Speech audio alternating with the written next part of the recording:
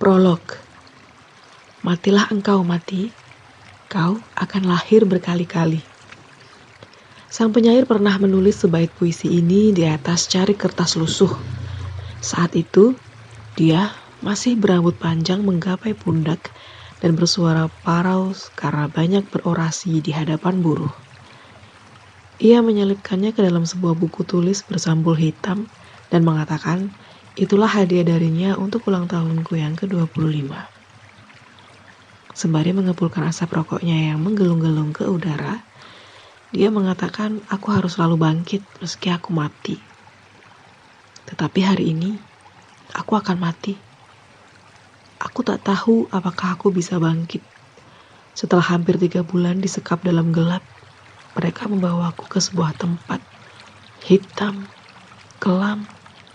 Selama 3 bulan, mataku dibebat kain apak yang hanya sesekali dibuka saat aku berurusan dengan tinja dan kencing. Aku ingat pembicaraanku dengan sang penyair. Dia berkata bahwa dia tak takut pada gelap. Karena dalam hidup, ada terang dan ada gelap. Ada perempuan dan ada lelaki. Gelap adalah bagian dari alam, kata sang penyair. Tetapi jangan sampai kita mencapai titik kelam, karena kelam adalah tanda kita sudah menyerah. Kelam adalah sebuah kepahitan, satu titik ketika kita merasa hidup tak bisa dipertahankan lagi. Aku tak tahu apakah saat ini aku sedang mengalami kegelapan atau kekelaman. Mataku dibebat, tanganku dibergol. Apakah ini gelap yang kelak menjadi pagi yang lamat-lamat mengurai cahaya matahari pagi, atau gelap seperti sumur yang tak menjanjikan dasar? Selama sejam kami berputar-putar. Aku sudah bisa menebak ada 4 lelaki yang mendampingiku. Setelah berbulan-bulan mereka sekap di tempat yang gelap, aku sudah mulai mengenal bau tubuh mereka. Satu lelaki menyetir yang jarang bersuara. Seseorang di sebelahnya jarang mengeluarkan komentar kecuali jika harus membentak kedua lelaki yang mengapit di kiri kananku di kursi belakang. Dialah si mata merah. Satu-satunya dari mereka yang pernah kulihat wajahnya dan kukenali dari bau rokok kreteknya yang menghambur dari mulutnya. Di sebelah kanan dan kiriku pasti kedua lelaki besar yang biasa kusebut manusia pohon dan si raksasa yang mengirim bau keringat tengik. Inilah celakanya jika sejak kecil kita diajarkan menajamkan indera penciuman karena ibu adalah seorang koki yang dahsyat.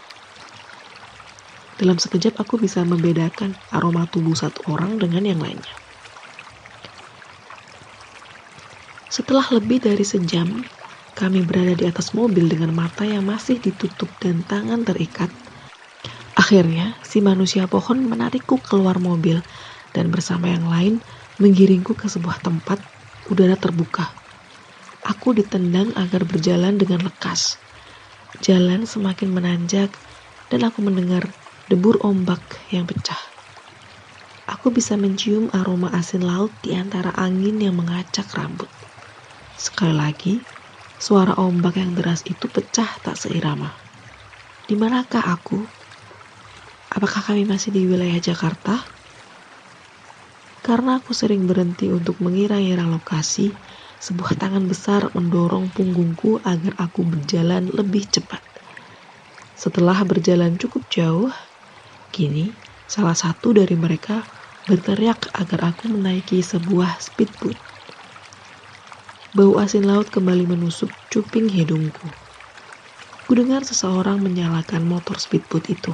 Seseorang yang lain sekali lagi menendang punggungku agar aku berlutut. Sial.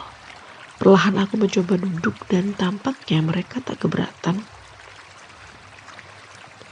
Begitu saja perahu motor itu melaju, meski wajahku masih tertutup karung, aku masih bisa merasakan cipratan air laut.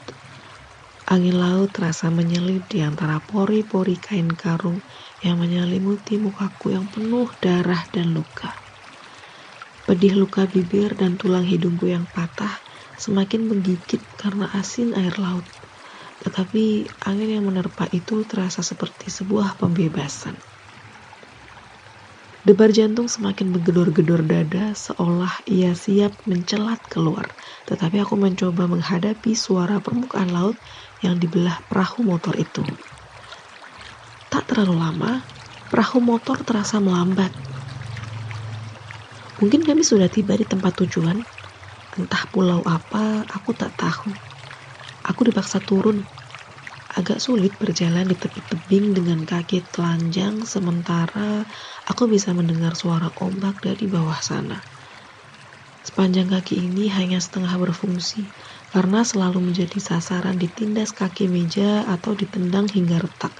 Si perokok berteriak dengan suara parau agar aku berjalan dengan cepat.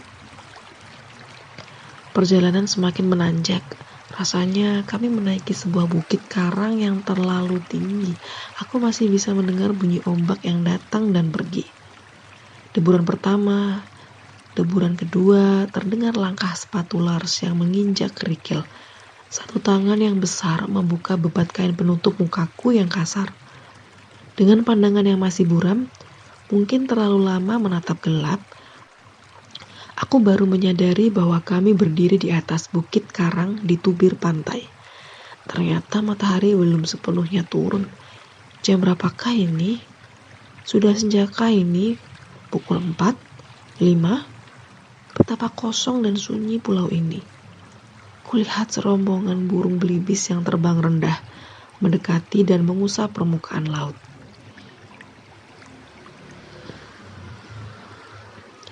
Kini aku mahfung.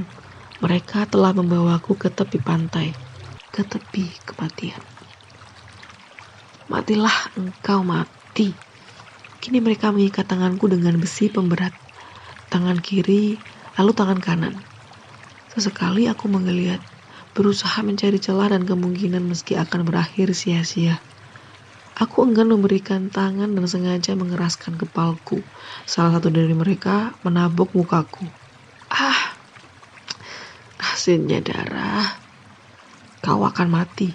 Demikian kata si mata merah dengan semburan bau rokok. Tapi kau akan mati pelan-pelan. Mereka semua tertawa keras.